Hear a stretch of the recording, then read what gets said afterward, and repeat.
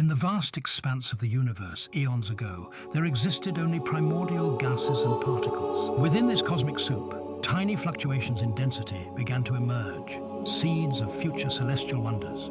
Over millions of years, gravity started to pull these dense regions together, forming proto-galactic clouds. Within these clouds, stars ignited, their fierce nuclear fires illuminating the darkness. As stars clustered together, they created the first galaxies, sprawling collections of billions of stars bound by gravity.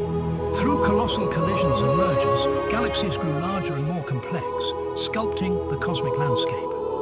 Supermassive black holes formed at their cores, exerting a profound influence on their surroundings. Galaxies danced through the cosmos, interacting with one another, exchanging stars and reshaping their structures.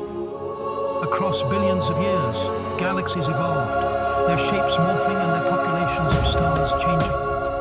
Today, we gaze upon a universe filled with galaxies, each one a testament to the majestic dance of gravity and the relentless march of time.